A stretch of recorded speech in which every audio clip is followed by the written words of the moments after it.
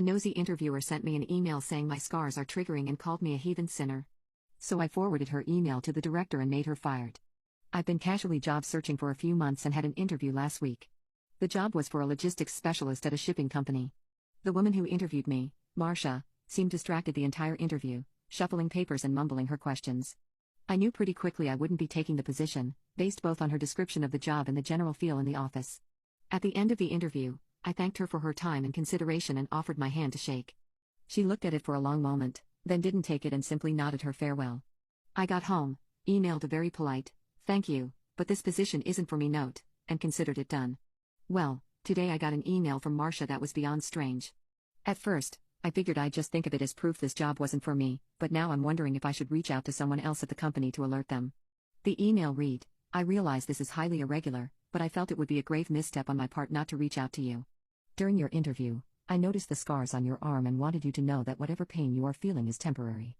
I am certain there are people who love you and would miss you. Please find love for yourself and get the help you clearly need. If I could offer you some additional advice, I fear those scars will be detrimental to you obtaining any meaningful employment.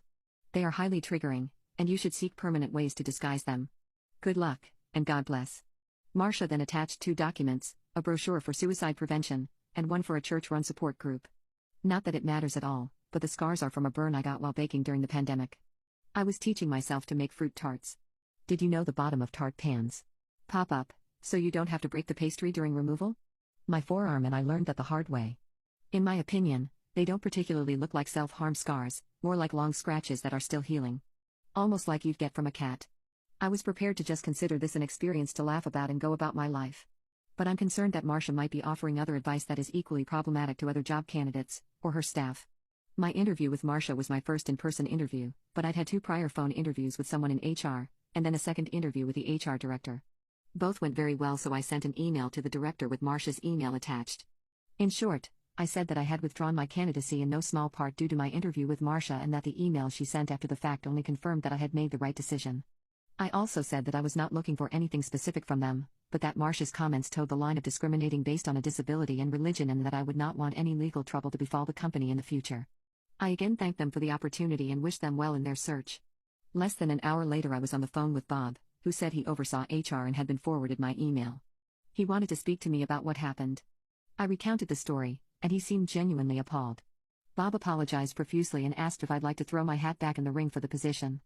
I thanked him but declined, citing that this experience had soured my views on the company. He said he understood, thanked me for bringing everything to their attention, and wished me well.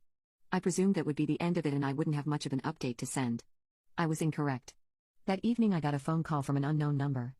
I didn't answer and truthfully forgot about it until later that evening when I saw the icon on my phone for a voicemail. It was from Marcia. I listened to it on speakerphone while I washed dishes. According to the voicemail, my baseless threats to sue had resulted in her termination. She couldn't believe she had wasted prayers on me and was only trying to help. Marcia made sure to inform me that I was totally unsuited for the position I had applied for and that a heathen sinner like me didn't deserve gainful employment. I blocked her and emailed Bob one final time to notify him of the interaction. He thanked me for the additional info, and that was the last I heard from either of them.